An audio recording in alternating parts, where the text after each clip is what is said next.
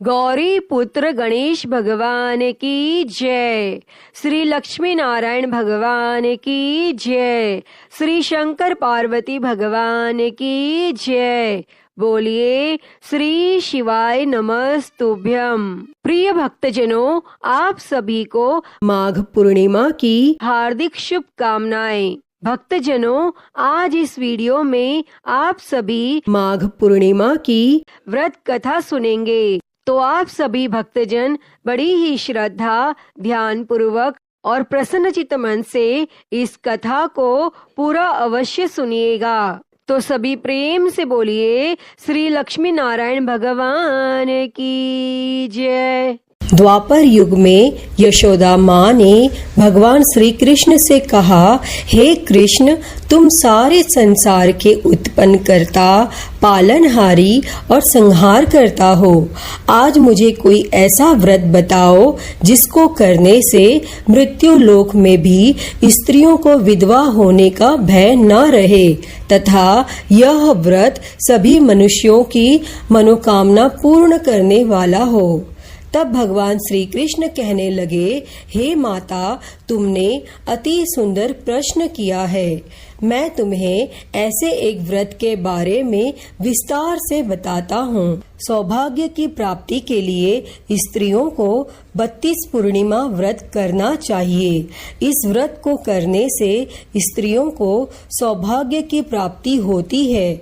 यह व्रत अत्यंत सौभाग्य देने वाला और भगवान शिव के प्रति भक्ति को बढ़ाने वाला है। तब यशोदा जी कहने लगी, हे कृष्ण, प्रथम इस व्रत को मृत्यु लोक में किसने किया था और इसके विषय में विस्तार से मुझे बताओ। तब भगवान श्री कृष्ण कहने लगे, इस भूमंडल पर अनेक प्रकार के रत्नों से परिपूर्ण कांतिका नाम की एक नगरी थी। वहाँ चंद्रहास्य नामक राजा राज्य करता था और उसी नगर में धनेश्वर नाम का एक ब्राह्मण रहता था और उसकी पत्नी सुशीला अति रूपवती थी। दोनों ही उस नगरी में बड़े प्रेम से रहते थे। घर में धन धान्य आदि की कोई कमी नहीं थी, परंतु उनको बहुत बड़ा दुख था कि उनकी कोई संतान नहीं है। एक समय एक बड़ा योगी उस नगरी में आया। वह योगी उस ब्राह्मण के घर को छोड़कर अन्य सभी घरों से भिक्षा लेकर भोजन किया करता था। वह रूपवती से कभी भिक्षा नहीं लेता था। एक दिन वह योगी रूपवती से भिक्षा न लेकर किसी अन्य घर से भिक्षा लेकर गंगा किनारे जाकर भिक्षण को प्रेम पूर्वक ग्रहण करने लगा कि तब धनेश्वर ने योगी का यह सब कार्य देख लिया और अपनी भिक्षा के अनादर से दुखी होकर धनेश्वर योगी से बोला, हे महात्मन, आप सब घरों से भिक्षा लेते हैं, परंतु आप मेरे घर की भिक्षा कभी नहीं लेते, इसका क्या कारण है? तब योगी ने कहा, निसंतान घर की भीख पतितों के अन्न के तुल्य होती है और जो पतितों का अन्न खाता है वह भी पतित हो जाता है। क्योंकि तुम निसंतान हो, इसीलिए पतित हो जाने के भय से मैं तुम्हारे घर की भिक्षा नहीं लेता। तब धनेश्वर योगी की यह बात सुनकर बहुत दुखी हुआ और हाथ जोड़कर योगी के पैरों में गिर गया और कहने लगा, हे महाराज, यदि ऐसा है तो आप पुत्र प्राप्ति का कोई उपाय बताइए। आप सर्वज्ञानी हैं, मुझ पर कृपा कीजिए। हे भगवान, मेरे घर में धन की कोई कमी नहीं है, परंतु मैं पुत्र न होने के कारण अत्यंत दुखी हूँ। आप मेरे इस दुख का हरण करें, आप सामर्थ्यवान हैं। तब यह सुनकर योगी कहने लगे, हे ब्राह्मण, तुम चंडी की आराधना करो।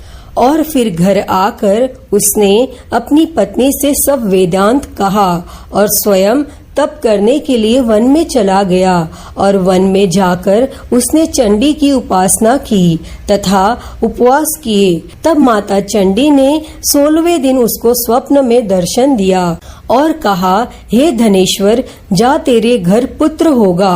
परंतु वह 16 वर्ष की आयु में ही मृत्यु को प्राप्त हो जाएगा। यदि तुम दोनों पति पत्नी 32 पूर्णमासियों का व्रत विधि पूर्वक करोगे तो वह दीर्घायु हो जाएगा।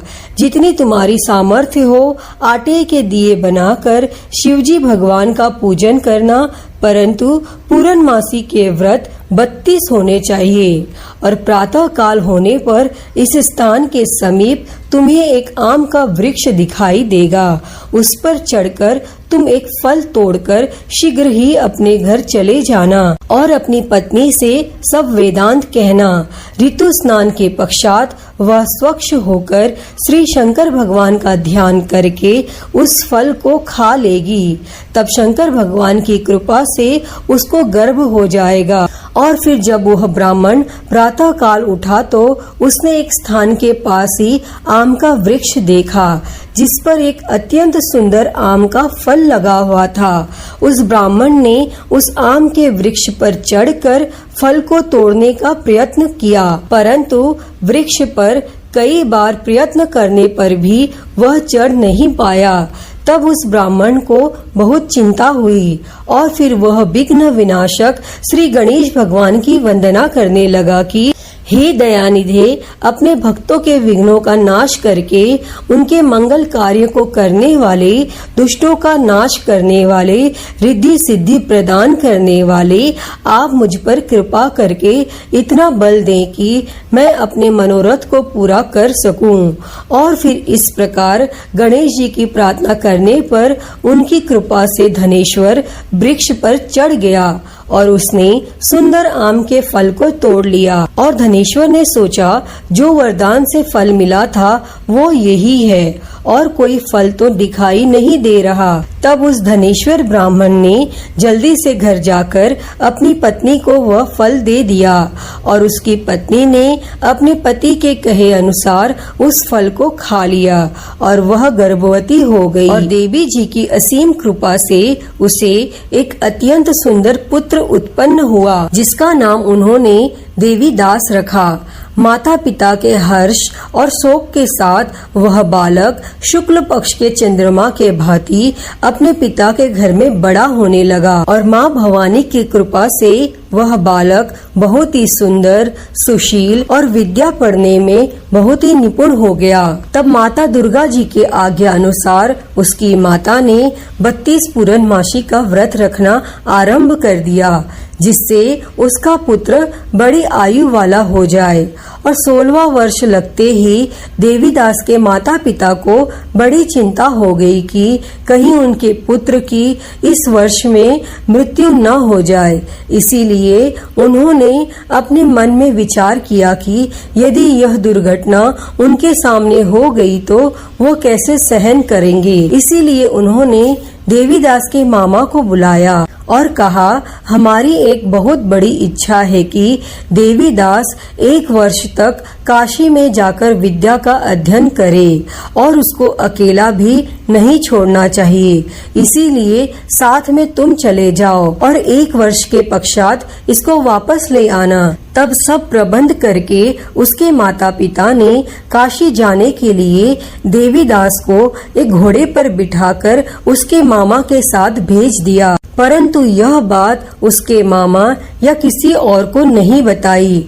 तब धनेश्वर तथा उसकी पत्नी ने अपने पुत्र की मंगल कामना और दीर्घ आयु के लिए माँ भगवती दुर्गा की आराधना और पूर्णमासियों का व्रत करना आरंभ कर दिया। और इस प्रकार बराबर 32 पूर्णमासी के व्रत को उन्होंने पूरा किया।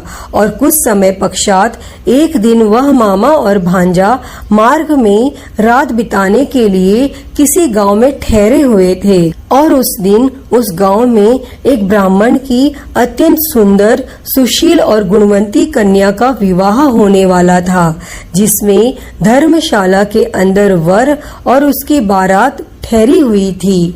और उसी धर्मशाला में देवीदास और उसके मामा भी ठहरे हुए थे। संयोगवश कन्या को तेल आदि चढ़ाकर मंडप आदि का कार्य किया गया तो लग्न के समय वर को धनुर्वात हो गया। इसीलिए वर के पिता ने अपने कुटुंबियों से विमर्श करके यह निश्चय किया कि यह देवीदास मेरे पुत्र जैसा ही सुंदर है और मैं इसके साथ ही लग्न करवा दूं और बाद में विवाह के अन्य कार्य मेरे लड़के के साथ हो जाएंगे।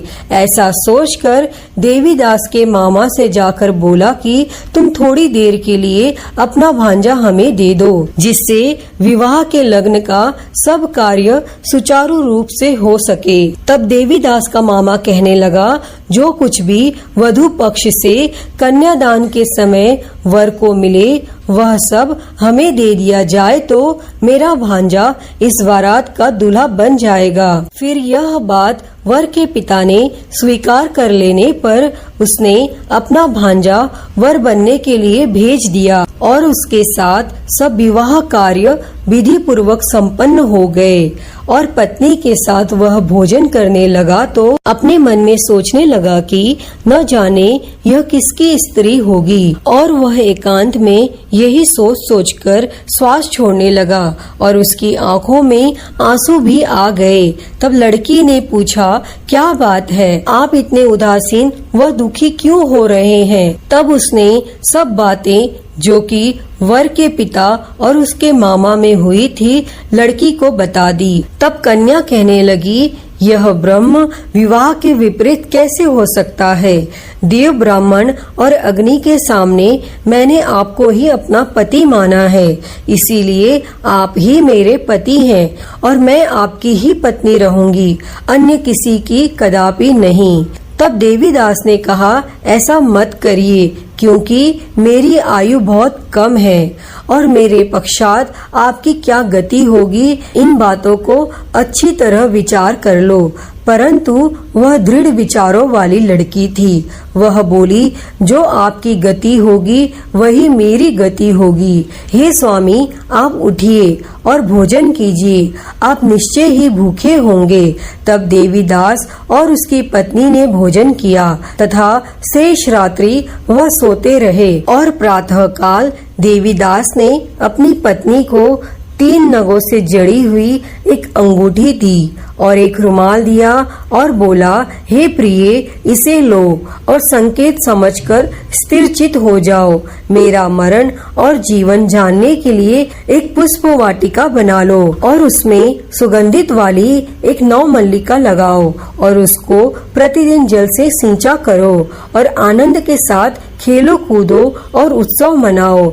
जिस समय और जिस दिन मेरा प्रणात होगा यह फूल सूख जाएंगे और जब यह फिर से हरे हो जाए तो समझ लेना मैं जीवित हूँ। यह बात निश्चय करके समझ लेना, इसमें कोई भी संशय नहीं है।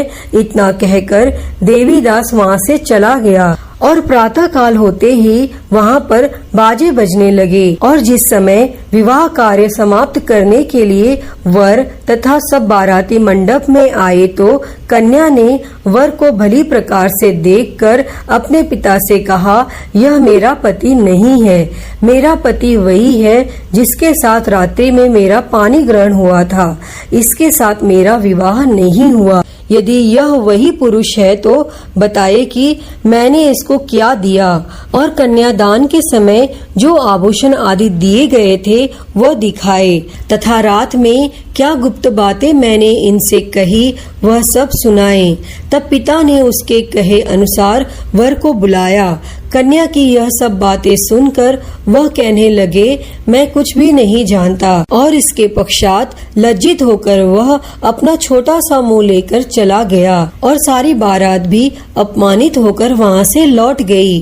तब भगवान श्री कृष्ण बोले, हे माता, इस प्रकार देवीदास काशी विद्यार्थन के लिए चला गया और कुछ समय बीत गया तो काल से प्रेरित होकर एक सर्प रात्रि के समय उसको डसने के लिए वहाँ पर आया और उस विषधर के प्रभाव से उसके शयन का स्थान चारों ओर से विष की ज्वाला में विषैला हो गया, परंतु व्रत के प्रभाव से उसको काट नहीं पाया, क्योंकि पहले ही उसकी माता ने 32 पूर्णमासी का व्रत रखा था। फिर इसके बाद मध्याह्न के समय स्वयं काल वहां आया और उसके शरीर से प्राणों को निकालने का प्रयत्न करने लगा, जिससे वह मूर्छित होकर पृथ्वी पर गिर गया। और उसी समय माता पार्वती के साथ भगवान शंकर वहां आ गए और उसको मूर्छित दशा में देखकर माता पार्वती जी ने शंकर भगवान से प्रार्थना की कि हे महाराज, इस बालक की माता ने पहले ही 32 पूर्णिमा का व्रत पूरा किया था, जिसके प्रभाव से आप इसको प्राणदान दे।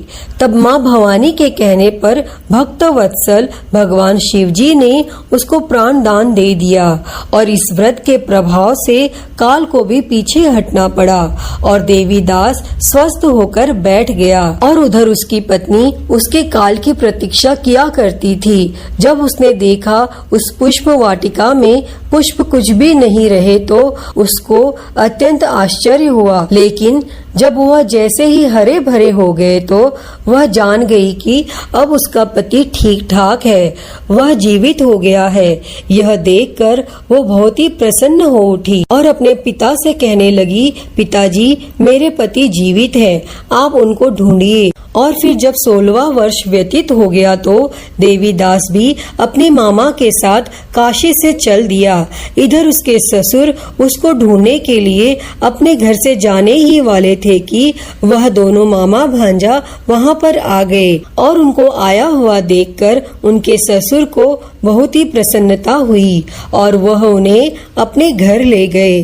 उस समय नगर के निवासी भी वहां इकट्ठे हो गए और सबने निश्चय किया कि अवश्य ही इसी बालक के साथ कन्या का विवाह हुआ था। और उस बालक को कन्या ने जब देखा तो पहचान लिया कि यह तो वही है जो संकेत करके गया था। तब उपरांत सब कहने लगे, भला हुआ यह आ गया, और सब नगरवासियों ने आनंद मनाया। और फिर कुछ दिनों बाद देवीदास अपनी पत्नी और मामा के साथ अपने ससुर के घर से बहुत सारे उपहार लेकर अपने माता पिता के घर की तरफ प्रस्थान किया। और जब वह अपने गांव के निकट पहुंच गए तो कई लोगों ने उसे देखकर उसके माता पिता को पहले ही खबर दे दी कि तुम्हारा पुत्र देवीदास अपनी पत्नी और मामा के सहित आ रहा है। तब ऐसा समाचार सुनकर माता पिता को विश्वास नहीं हुआ, परंतु जब और लोगों ने भी यही बात आकर उन्हें बताई तो उनको बड़ा आश्चर्य हुआ। लेकिन थोड़ी देर में देवीदास ने आकर अपने माता पिता के चरणों में अपना सर रख कर प्रणाम किया और उसकी पत्नी ने अपने सास ससुर के चरणों को स्पर्श किया तो माता पिता ने अपने पुत्र और पुत्र वधू को हृदय से लगा लिया और दोनों की आंखों में प्रेम अश्रु बह चले और अपने पुत्र तथा पुत्र वधू के आने की खुशी में धनेश्वर ने बड़ा ही भारी उत्सव किया और ब्राह्मणों को दान दक्षिणा देकर प्रसन्न किया। तब भगवान श्री कृष्ण कहने लगे, इस प्रकार धनेश्वर 32 पूर्णमासियों के व्रत के प्रभाव से पुत्रवान हो गया और जो भी स्त्रियां 32 पूर्णमासी के व्रत को करती हैं वे जन्म जन्मांतर में वैधव्य का दुख नहीं भोगती और सदैव सौभाग्यवती रहती हैं। हे भगवान, इस कथा को कहते सुनते और हुंकारा भरते पर सदैव अपनी कृपा बनाए रखना। तो बोलिए गणेश जी भगवान की जय, उमापति महादेव की जय, श्री लक्ष्मी नारायण भगवान की जय। प्रिय भक्तजनों, तो मैं उम्मीद करती हूँ कि आपको आज की यह कथा पसंद आई होगी और अगर वीडियो अच्छी लगी हो तो इसे लाइक करें, ज्यादा से ज्यादा शेयर करें और महाकाल भक्ति ज्ञान चैनल को सब्सक्राइब कर नोटिफिकेशन बेल को जरूर ऑन कर लें। हर हर महादेव। धन्यवाद।